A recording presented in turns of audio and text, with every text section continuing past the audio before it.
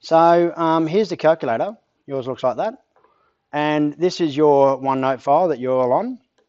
And you'll notice as of this morning, we've been building it over time. As of this morning, somewhere on here, I put a calculator file here. So you've got content library, formative assessment, and then calculator. I've just put that file across this morning, so the next time you update your OneNote, it should pop up. And it's got everything I'm going to talk about today in some sort of format that I think works. So you're welcome to give me suggestions on that, but please use it and make the most of it. So going through this very quickly, I've just got a contents page. I'm gearing it towards beginners. I know some of you are beyond that, but there's a contents page here. You can have a play around with that and a bit of an idea of what will be happening. But I just want to run through a few things with you. And forgive me if I start off quite low, but I just want to make sure everybody's up to date. So the first thing is, I can't really show you everything. I probably can't show you a lot, but the first thing is that you need to know where to access all of the tools that you'll need. So if you've got your calculator there in front of you, can you go into the Run Matrix screen, which is your basic calculator screen here? And the Run Matrix screen should look like that. I've been doing stuff in there, but it should look like that. And you do all your calculations. Once you click on Option, which is next to the Shift button, that gives you every single calculation algorithm tool that you'll need for the whole Math Methods course. You just need to be able to find them. So for example, there's matrices and vectors there for specialist maths, complex numbers. This has got factorial stuff in it. Stats, we'll have stuff that you'll need a little bit later on, standard deviation, etc. And if you go along, you press F6, which is below the arrow there, you can move along and see all the other things.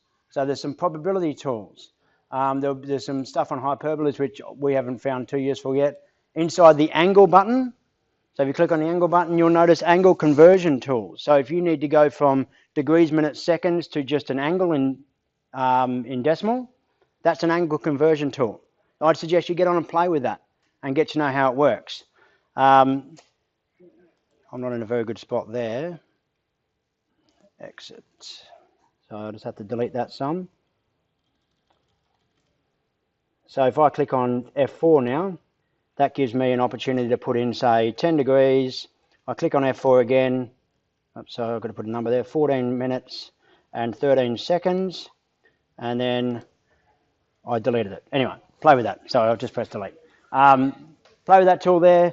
You've got your degrees, radians, gradients, and that. You'll be learning about radians next term. So there's all your options. The other thing I'd like you to do is just exit back to the main screen there and click on Shift Setup, Shift Menu. Now again, I think most of you have accessed this, but if you're having any problems with your calculations, so if your calculations start coming out, instead of saying 18 times 19 gives you some 3-digit number, it comes up with 3 times 10 to the power 2, that'll mean that you've got a problem in here. And it's a common question I get. So look for the issues here. If you're getting different answers to your trig calculations to somebody else, that means you're probably not in degrees. So look for your problems there and make sure that you hunt those down and change them and get used to them. I can scroll down here. The most common problem is there, the display. So if you go into display, you can change your number display to be either a fixed number of decimal points, which is quite nice, but sometimes people accidentally get on that with 2 decimal points, and I'll do 6 times 7, and it gives them 42.00. I'm like, why is it giving me 0.00? It's quite annoying. So that is because you've ended up there somehow. If you lend your calculator to people, sometimes that happens. Scientific, just to give you standard notation, scientific notation with a number of significant figures, normal is the one that you probably want. So normal 1 is the standard.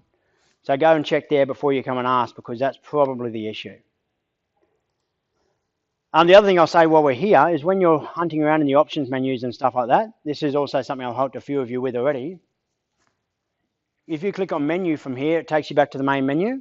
But if you're in any options, that menu button won't do anything. You have to get out of the options first, and that exit key is your friend. Anytime you've gone in and done stuff, if you want to get back out, you have to exit. Exit, exit, exit, exit until you're in the main menu. Then you can press menu, and then you can do whatever else you want to do. So the exit key is a really handy key to know about and use, and it's often a place where people get stuck as well. It's calculator, I think the rest of it's pretty easy.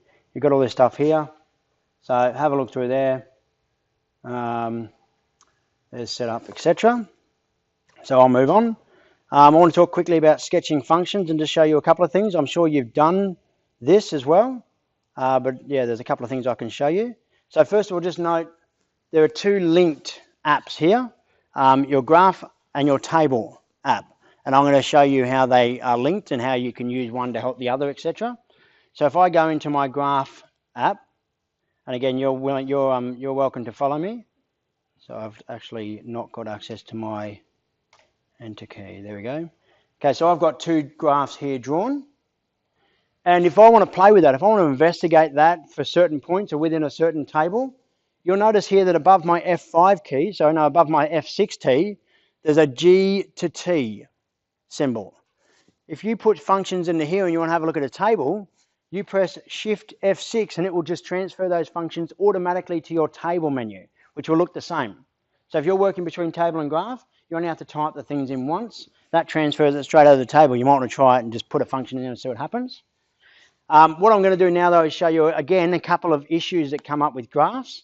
I think most of you have realised that you just type a graph in there and then you press F6 to draw it. That's simple enough. But three things that can happen that ruin graphs, and it's probably the most common question we get in exams. Why is my graph not showing? And the problem we have is that you can't ask that in an external exam. I'm not allowed in the room in an external exam, nor will Miss Fasani be allowed in the room. So keep that in mind.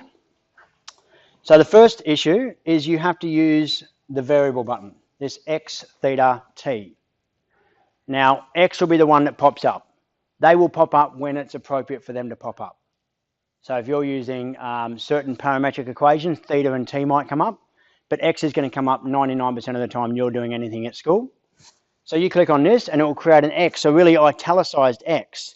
If, on the other hand, you decide that you want to use the alpha X, then you'll get this other X that looks a bit different. So you can click on the red alpha and then click on X, which is down here. That looks different and that won't plot. You won't get a graph. So you got to make sure you use that italicized X, otherwise you're not going to get a graph. So I click on this variable here. Now I go across, I want to graph these. I pressed enter, but at the moment, if I click on graph, only one of these two graphs is actually going to pop up because I've only got one of them selected. So have a look at your equal sign. For your graph to be selected, that has to have a box around it and be colored in.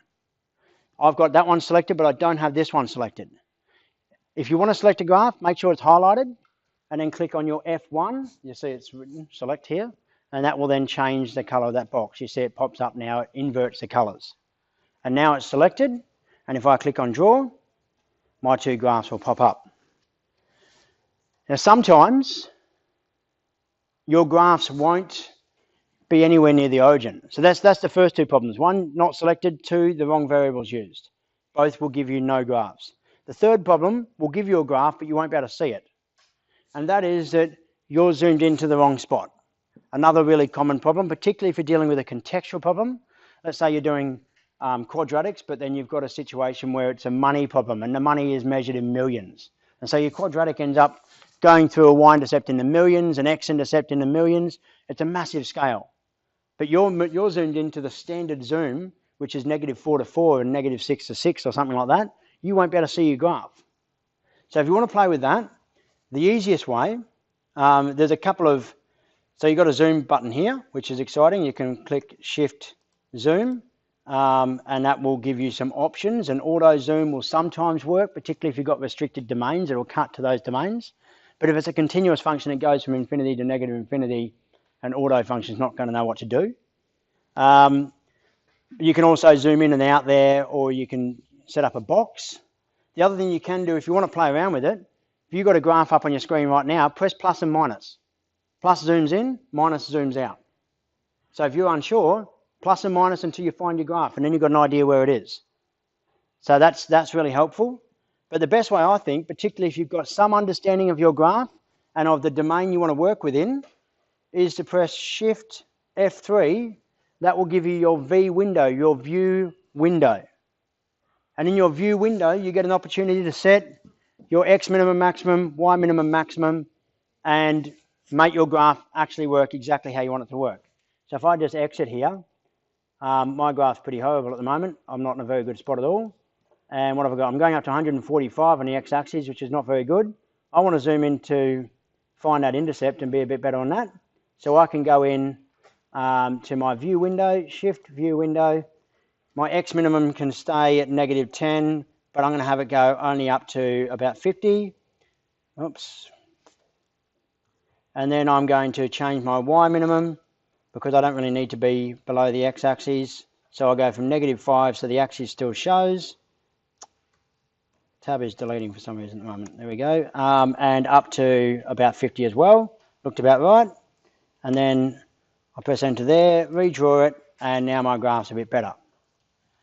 Now, one of the main things that you're going to want to do, because your calculator now doesn't solve equations. There's obviously an equation solver I'll talk about in a minute, but it doesn't solve equations like the old CAS calculators used to do. The CAS ones do a lot more, and the external exam doesn't allow you to do that now. But if you've got two functions, or if you've got a function and you want to know when it's equal to 10, then you can create two functions, y equals the first one and y equals 10 is the second one. Then you can find a point of intersection. So in here, above your F5 key is G solve. That's a graphic solve button. So you press Shift G solve, and it will allow you to find the root, the x-intercept, which this topic right now, that's going to be really handy for factorizing cubics, quartics, etc. The maximum and minimum of function, which will really help you with optimization a little bit later down the line. The y-intercept if you need it, and the intersects. So I'm going to do the intersect for these two. I click on F5 for the intersect, and it will pop up with a little pink arrow on the intersect, and also the intersect in fractional form and the intersect down here in decimal form. So it actually gives me a point of intersection. That's pretty easy. It might even be easier than using the equation solver in some cases, particularly if you've already got some of the graphs. So you've got that there. And keep in mind that root function. That could be helpful for you to find x-intercepts. As you move forward with the cubic topic we're doing now, you'll be expected to be able to factorize cubics by finding one of the roots to create a factor to the cubic and then do polynomial division and stuff from there. Are there any questions on graphs and graphic solve? How did you get it with the settings underneath to find like the roots and stuff? The V window, view window, that was Shift F3. That gives me that. So it should be written above your F keys. No, he's talking about the root. Oh, the root, sorry. If you've never had me as a teacher, and that's most of you have, I'm deaf. So the root is Shift F5 is G solve, and then root is F1. So I think this one should give me, yeah, so you've got to select your function. You see that blue one is flashing for me. So I select that function, and it tells me the root of that function. The root in this case has been the x-intercept. Matty? I've got no chance.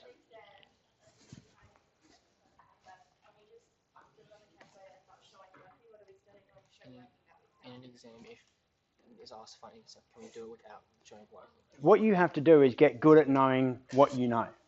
So if for example, I don't know, the year 12s have just handed an assignment, and in the assignment they had to solve for a linear function, a quadratic function, and a cubic function. Now, we've said to the year 12s, just like I'm saying to you now, go and get on your calculator and find all the answers using the calculator. Why not? You know the answers then. But they can solve linears and they can solve quadratics. Now, the old Math B course did not require them to solve cubics, nor have we ever taught them to solve cubics. You're going to have a lot more skills in that area, but they won't. So therefore, they are allowed to solve cubics using technology. No questions asked, no working required. But if it's a quadratic and you solved a quadratic, found the roots for quadratic using technology, I'd probably still expect you to show some working quadratic formula, factorizing, something like that. Does that make sense? So there's probably not a clear-cut answer, but if it's a skill that you can do, but you're just using your calculator to help you, you're still going to have to show working.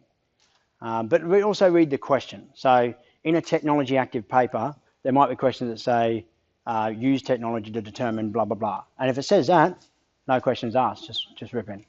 Okay? Cool. So that's graphing. I think that's it that I need to talk to you about. View window, use of X. Oh, the only other thing I want to say, with graphing is when you're in this graph menu, you can change the type of graph or the type of function. So you click here. Unfortunately, that's really going to be pretty useless for predominantly for all of you, except maybe this x equals. So you've recently done square root functions. You could graph x equals y squared, and that will give you a sideways parabola, which will be fun. But the circle function won't draw because the circle is not a function. So you have to rearrange that circle function so it's y equals the square root of r squared minus x squared, etc. You can't put into this y squared plus x squared equals 9. That can't be done because this is a function sketcher and a circle isn't a function unless you set a domain, and that domain will automatically also arrange, and that range will automatically set itself when you do that rearrangement. Okay, so some things you won't be able to plot. It has to be in the form y equals a function of x or x equals a function of y to be able to plot it. So just keep that in mind. Okay, I'm just going to exit out of there. Just to show you what I was referring to earlier, and I'm running a bit out of time. This table menu is definitely worth a play with. So jump on and have a play with that at some point. You'll notice here that my two graphs have copied straight across to there, and I can build a table of data from that. Lucas. I typed exactly that to my calculator, and it's different to What, G to T? No, when I said draw, It's like it like goes in the 100s and it's like cross like. I've never done that. Are you got a different view window? no, and then when I click draw, it's different to what yours has. That's exactly the function. I think probably right now is not the time for me to be checking. You've just got a different view window. Your zoom, you went up to 400. I only went up to 50. Your view window is different. Okay, ladies and gents, I've got 8 minutes left of your attention, and I'd like to use that as best I can. So in the table function here, if you want to build a table of data, that's really easy. You can set in a table function your start, your end, your increments, and it will build a table of data, and that can be really good for investigating what's happening around points.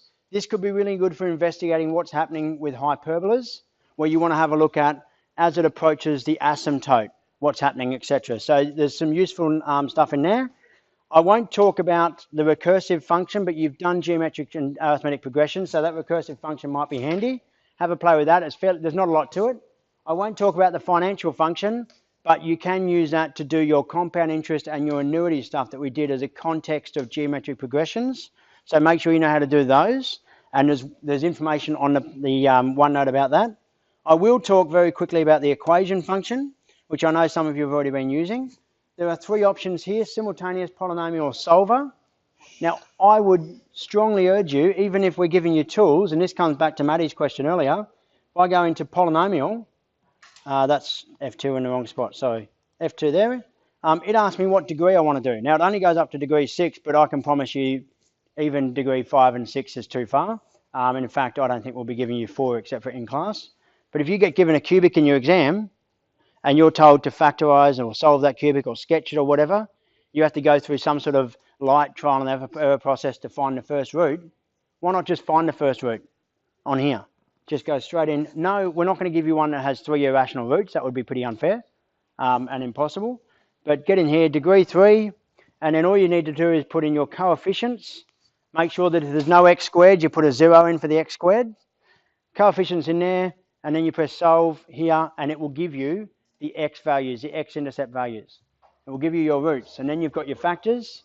Then you can set up your trial and errors. Yeah. Will we be able to do that in a calculator exam and say that we got the... No, I'd like you to still go through the trial and error process. So if you get 2 as a root, go through and test 1, then test 2, and go, oh look, it's 2. Okay? Yeah.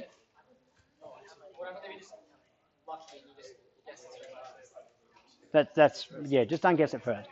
You know what I mean? Okay, ladies and gents. Sorry, I'm really tight for time. I do appreciate the questions, but when I'm answering questions with somebody here, everybody else is drifting off into conversation. So for my last 5 minutes, just give me that time. I've got a couple more things I want to talk about.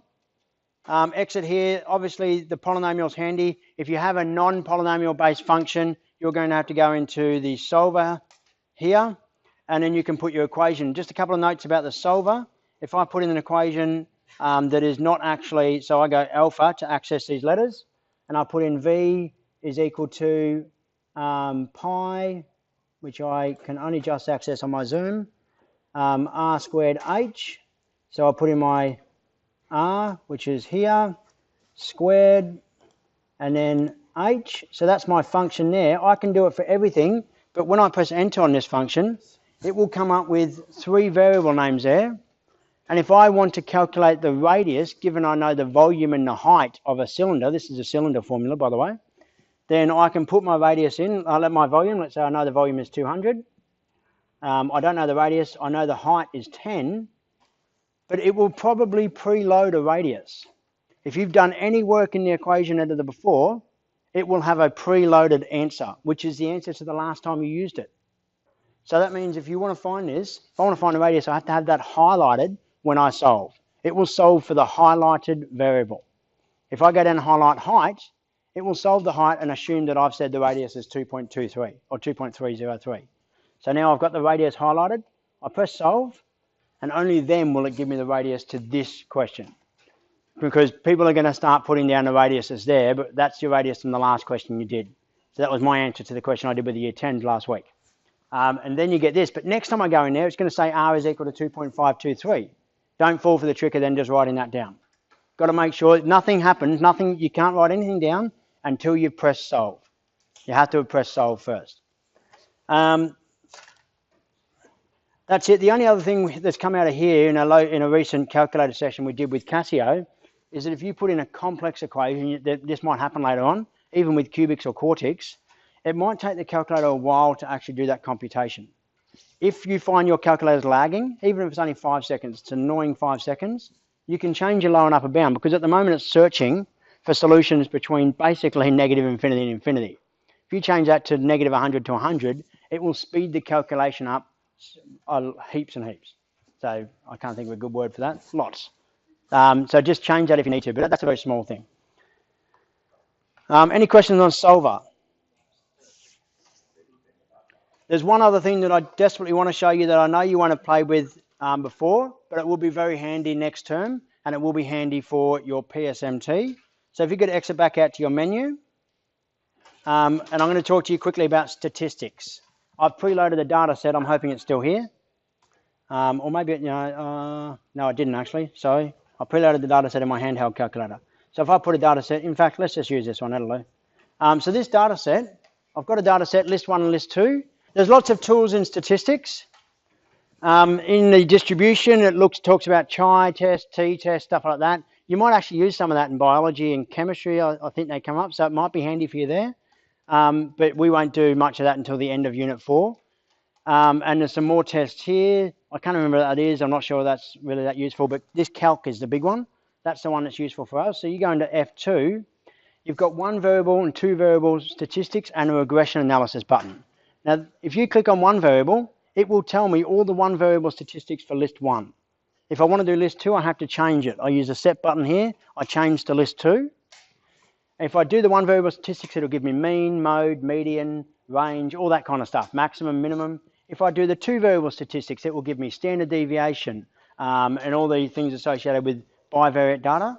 If I do regression, though, it will actually give me a best fit function of any of these forms that I want to choose.